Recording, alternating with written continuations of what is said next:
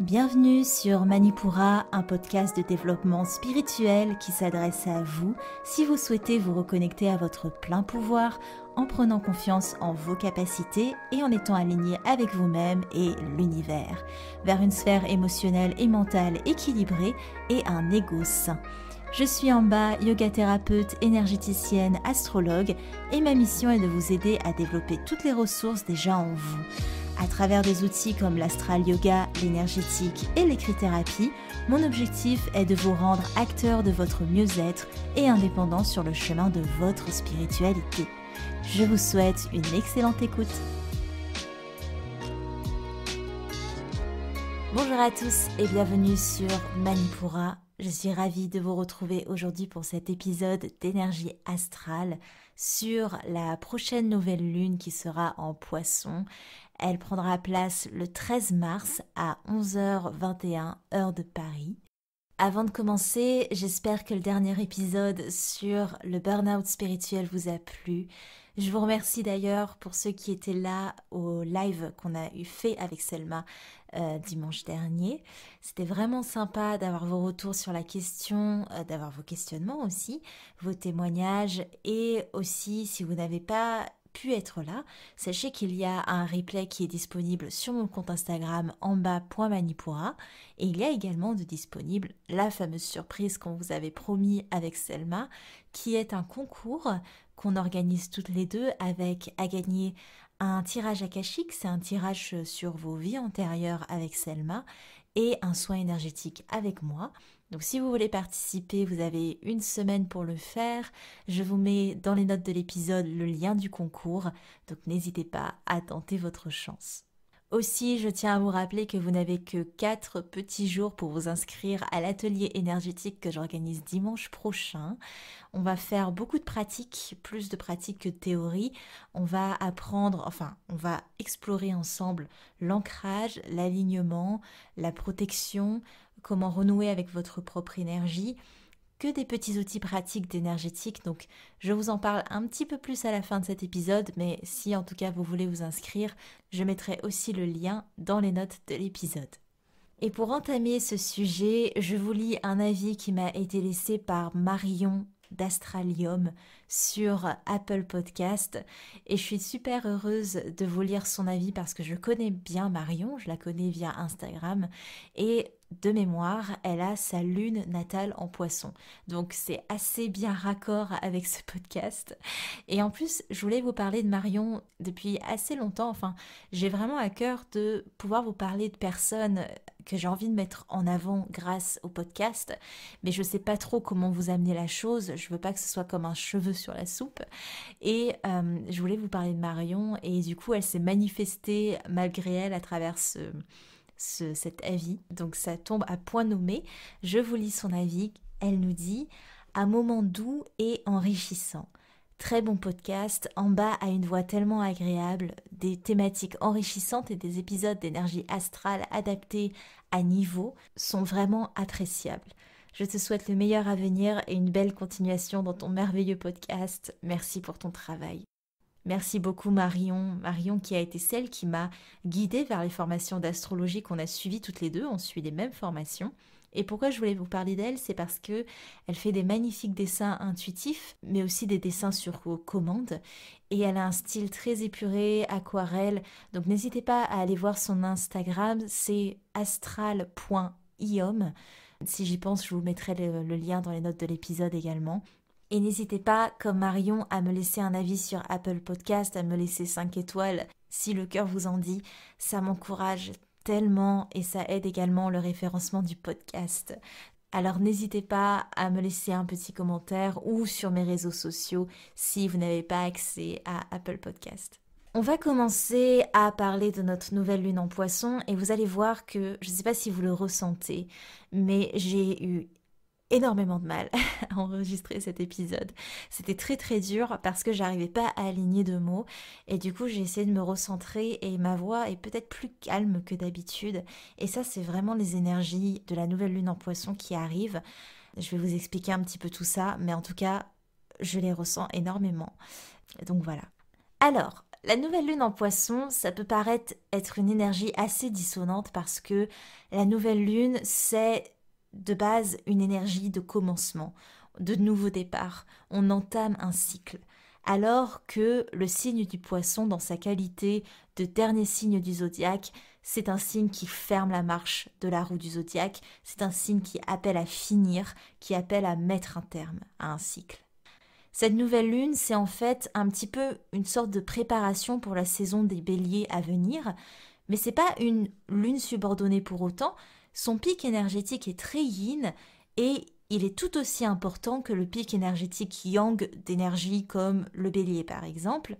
L'énergie de fin, elle est tout aussi importante que celle du commencement. Sans fin, pas de commencement.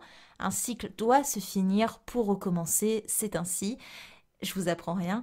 Mais c'est pas parce que le pic énergétique de cette nouvelle lune est yin qu'il n'est pas moins fort. La preuve, je le ressens énormément, mais c'est des énergies qui se manifestent plutôt d'une manière subtile, d'une manière dissimulée, d'une manière intériorisée. Alors, la nouvelle lune en poisson, qu'est-ce que ça implique? Déjà, il faut savoir que vous ressentirez probablement les énergies de cette nouvelle lune plutôt les jours la précédant que les jours la suivant, parce que la lune sera rentrée dans le signe du poisson 2 jours avant que il y ait cette conjonction parfaite entre le soleil et la lune qui est ce qui crée une nouvelle lune. Donc le podcast arrive à point nommé. Vu qu'il arrive quelques jours avant, vous avez déjà une idée des énergies dans lesquelles vous baignez en ce moment même. Et pour commencer à parler des énergies qui sont en place, cette nouvelle lune, elle va venir premièrement éveiller notre intuition. C'est pas pour rien que cette nouvelle lune, elle suit la pleine lune en Vierge. Vous vous souvenez, lors de la précédente pleine lune, on vous invitait à faire le tri, à vous délester, à vous purifier aussi. C'était la pleine lune de Sauge. Et tout ça, c'était dans le but de faire de l'espace. D'ailleurs, c'est une nouvelle lune, celle en Poisson, qui appelle à la passivité. On va laisser les choses venir à soi. Et si vous osez adopter ces énergies de passivité, vous allez créer plus facilement cet espace dont on parle, qui pourra éventuellement accueillir des connexions avec l'univers, des révélations, des intuitions qui sont beaucoup plus simples d'accès quand on est dans des signes poissons. Il sera plus difficile pour vous d'écouter votre intuition si elle est encombrée de charges mentales, de charges émotionnelles, de mémoire. Alors laissez plus que jamais de la place à votre intuition lors de cette nouvelle lune parce que ce sera bien elle qui va vous permettre de capter les messages de votre âme, les messages de l'univers, et vous aurez ainsi une meilleure idée des choses qui doivent prendre fin dans votre vie. Attention toutefois parce qu'on joue avec la barrière très fine de l'illusion. Et c'est là le revers des signes poissons, ils se laissent porter, ils basculent facilement dans la rêverie. Ça, concrètement, pendant notre nouvelle lune, ça peut se manifester par des croyances auxquelles on croit très fort et qu'on peut même assimiler à notre intuition, alors qu'on peut se berner, qu'on peut s'illusionner. Et ça vaut également dans nos relations. Les énergies poissons, elles amènent une empathie qui est telle qu'on peut vraiment se bercer d'illusions sur des personnes ou sur des situations, parce qu'on a une sorte d'empathie un petit peu contre-productive.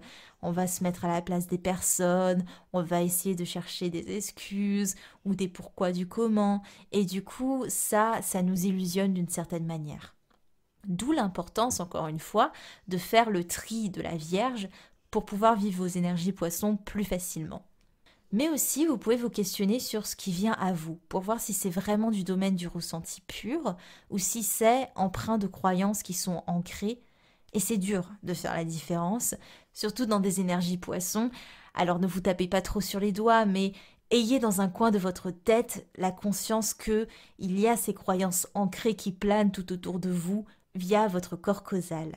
La meilleure manière de pouvoir parer un petit peu ça, c'est de vous mettre dans une posture d'observateur vis-à-vis de vous-même. Donc on a l'impression d'une énergie passive lors de cette nouvelle lune, mais au final on est actif dans l'observation de soi, et il y a un côté, on fait le point. Alors, les énergies poissons, c'est vrai, sont pas les meilleures pour faire le point, d'où l'importance, encore une fois, d'avoir eu les énergies vierges juste avant, qui vont nous permettre une qualité d'observation beaucoup plus accrue, beaucoup plus analytique.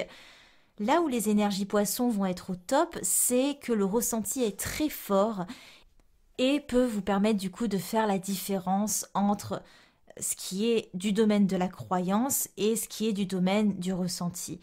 On peut croire que c'est des énergies similaires, mais pourtant, si on s'y attarde vraiment, on peut sentir que les croyances, il y a cet arrière-goût de jugement qui vient juste après que le ressenti n'a pas, évidemment. Les énergies poissons, c'est important de le noter, c'est aussi des énergies d'exaltation, d'élévation. Pour peu qu'on se déleste de nos poids, le poisson, il appelle vraiment à une fusion avec l'univers, avec soi, avec les autres. C'est une nouvelle lune qui est très dans la connexion. Si vous voulez, les énergies ne seront pas vives de l'extérieur, mais votre monde intérieur, lui, sera en effervescence. Et je vous le disais lors du dernier épisode d'énergie astrale, là où la Vierge appréhende la vie intérieure selon un point de vue du monde matériel, le poisson, lui, appréhende la vie intérieure selon le point de vue du monde invisible. Et on vous appelle vraiment à regarder à l'intérieur de vous dans cette nouvelle lune, à être attentif à l'appel de votre âme, à l'appel de vos aspirations. Cette écoute attentive, elle vous sera très utile lors du passage à l'action qui sera initié par la saison du Bélier. Il peut y avoir des épisodes de forte empathie durant ces énergies lunaires, alors attention à la notion de sacrifice, vers quoi le poisson a très vite tendance à glisser, mais il peut vraiment en tout cas y avoir de nouvelles compréhensions dans votre relationnel, dans votre manière d'appréhender le monde et dans la manière d'appréhender votre vie. Donc faites-vous confiance parce que au final, un des plus grands obstacles de l'intuition, c'est le mental, c'est l'ego, et ces deux-là, ils apparaissent souvent quand il y a une notion d'insécurité, donc faites-vous confiance. Maintenant que je vous ai décrit à peu près les énergies poissons, je vous décris ce que donnent les autres planètes de cette carte du ciel pour le 13 mars. Ce qui vient renforcer la connexion spirituelle de cette nouvelle lune, c'est peut-être aussi cet aspect de rêverie. C'est la présence de Neptune en poisson, Neptune qui est la planète maîtresse du poisson. Et la rêverie, ce n'est pas que l'illusion, c'est aussi beau de se laisser aller à la rêverie parce qu'on se laisse porter par le flot de cet océan cosmique et il y a une idée de laisser aller dans cette nouvelle lune. Et c'est plutôt normalement l'attrait des pleines lunes d'avoir ce relâchement. Alors, durant cette nouvelle lune, il y a vraiment un appel à ne rien faire, si ce n'est que d'être dans vos ressentis. Et ça peut pas faire de mal à notre société qui est beaucoup dans le faire plutôt que dans l'être. Et c'est aussi pour ça que j'ai eu beaucoup de mal à faire ce podcast, parce que on est beaucoup dans ces énergies de passivité, de laisser aller. Alors, toute tâche très ardue, tout travail, tout projet très énergivore durant cette nouvelle lune sera un petit peu mis à mal parce que ça va vraiment rentrer en dissonance avec les énergies du moment. On peut peut-être, par contre, faire des choses qui ne sont pas dans le domaine du tangible, plutôt des choses qui sont alimentées par le ressenti, comme la création artistique par exemple. Ça marchera très bien lors de cette nouvelle lune. Mais ne vous forcez pas à avoir une activité cérébrale ou une activité de mise en action parce que de toute façon, elle risque d'être brouillée. J'ai mon ancien professeur d'astrologie qui disait pour l'action en poisson que c'était un peu comme des coups d'épée dans l'eau et c'est vraiment ça parce qu'il faut laisser vraiment ces énergies hautes pour ce qu'elles sont sans chercher à leur donner un courant. Il y a à noter dans cette carte du ciel une belle conjonction avec Vénus qui va venir renforcer l'empathie, renforcer la sensibilité.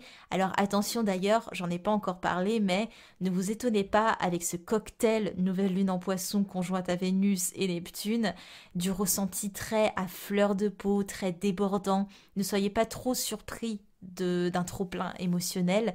C'est un peu le côté évacuation qui se fait.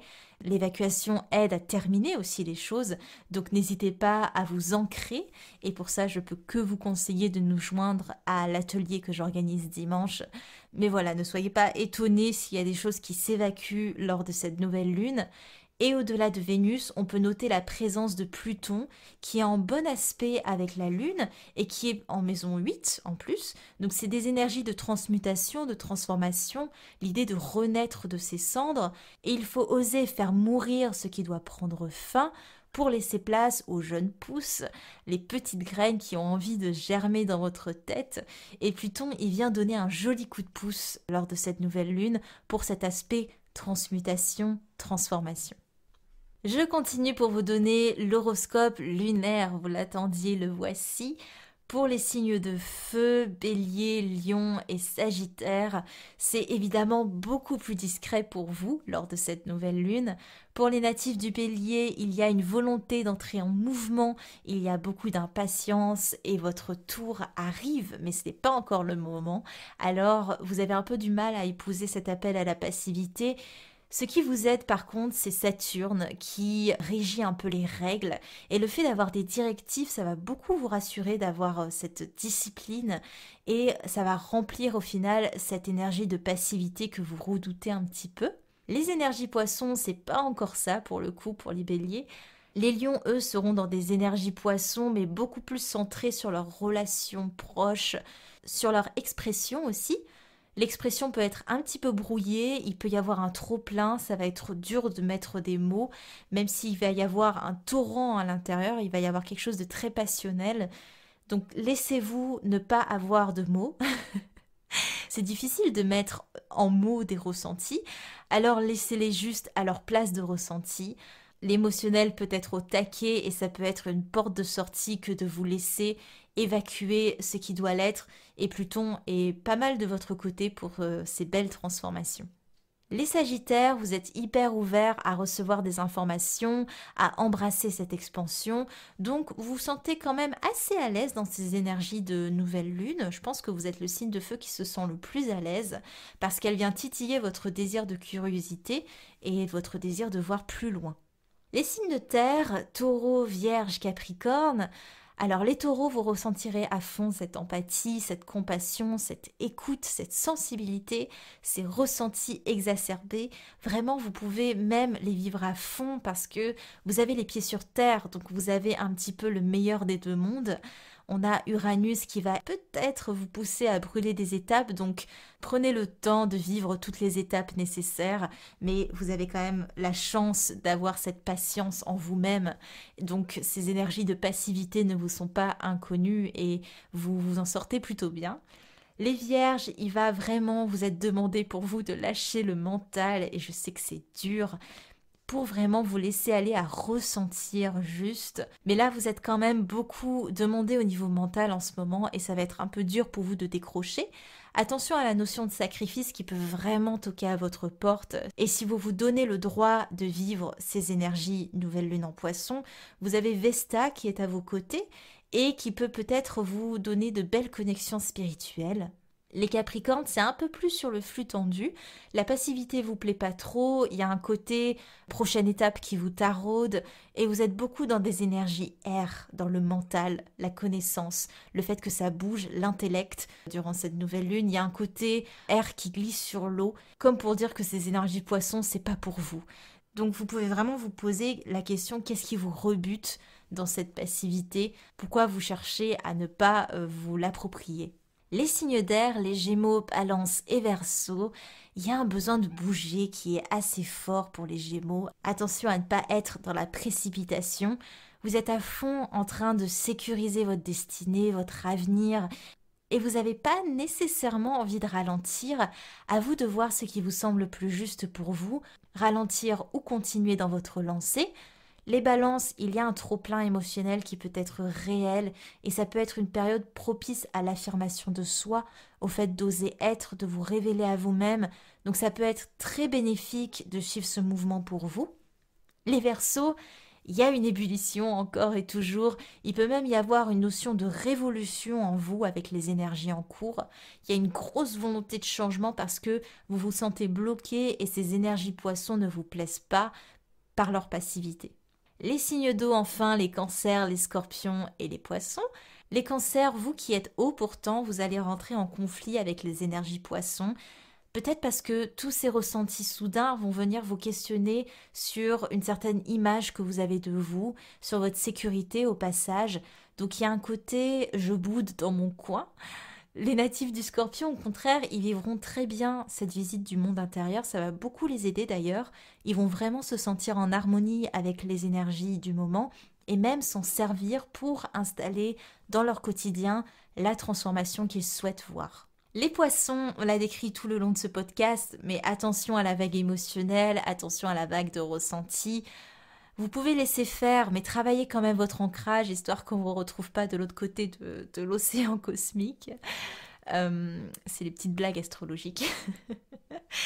Au niveau des outils que je vous propose pour cette nouvelle lune, alors au niveau de l'écrit-thérapie, ce ne serait pas juste pour moi de vous proposer des questions parce que c'est très dur en période d'énergie poisson d'aligner les choses avec des mots. Honnêtement, j'ai eu tellement de mal à enregistrer ce podcast. On arrive bientôt à la fin et j'ai l'impression d'avoir fait un marathon. Pendant 2 heures, j'ai essayé. Alors, ce serait pas juste pour moi de vous donner un exercice d'écrit-thérapie question-réponse, mais ce qui peut être extrêmement adapté aux énergies poissons, c'est l'écriture intuitive. Il n'y a rien de plus simple, vous prenez un carnet, un stylo, c'est beaucoup mieux de le faire sur un cahier et un stylo pour le coup, et vous écrivez juste ce qui vient. Sans le teinter du mental. Vraiment les mots, ça peut être des mots, des formes, des traits, que sais-je. Vraiment de dessiner ou de décrire ce qui vient sur papier.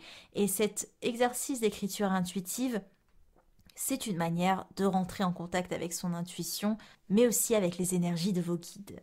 En astral yoga, pratique énergétique, je vous propose, si vous avez du mal à partir loin des pratiques d'ancrage, et si au contraire vous avez vraiment une envie d'explorer cette expansion, il peut être intéressant de travailler Ajna Chakra pour vous reconnecter à votre intuition. Il peut aussi être intéressant de travailler votre alignement parce que quand vous êtes plus aligné avec vous-même, vous êtes plus à même de recevoir des messages. Et il peut être aussi intéressant d'être vraiment dans une observation de vos ressentis. Alors tout ça, je vous le propose et c'est là que je vous en parle dans l'atelier énergétique qu'on aura dimanche. Comme je l'ai dit un peu plus tôt, ce sera vraiment un atelier pratique. On va être dans l'exploration de ces ressentis. On va vraiment être dans l'écoute du corps, l'écoute de votre énergie et on va avoir tous ces outils d'ancrage, d'alignement, de protection aussi pour pas trop se laisser envahir par un trop plein par exemple. Et bien tout ça on va le travailler dans l'atelier énergétique. Donc en pratique pour cette nouvelle lune, je vous propose de vous joindre à nous. Ça tombera en plus le jour d'après la nouvelle lune, donc on sera encore dans ces énergies-là. Et je trouve que c'est vraiment le top de vous aider en live à vivre ces énergies poissons. Donc n'hésitez pas encore une fois si ça vous intéresse à nous rejoindre en cliquant dans le lien présent dans les notes de l'épisode. Je vous remercie de votre écoute, je suis navrée si c'était un petit peu plus confus que d'habitude, je sais pas trop, je verrai bien au montage. Mais ça a été très compliqué pour moi et c'est important pour moi de vous le dire, comme ça vous voyez aussi l'impact énergétique des planètes quand on y est sensible. Alors on y est tous sensibles à un point plus ou moins élevé, mais c'est vrai que pour des personnes qui ont l'habitude de se connecter avec leurs ressentis, ça peut être un peu plus intense, d'où l'importance de travailler son ancrage et c'est ce que je vais faire ce soir je pense. Mais voilà, c'était pour vous montrer l'envers du décor et peut-être casser mon perfectionnisme d'énergie vierge, donc c'est pas plus mal. C'était en bas de Manipura, à lundi prochain. Merci. Manipura, c'est déjà terminé pour aujourd'hui.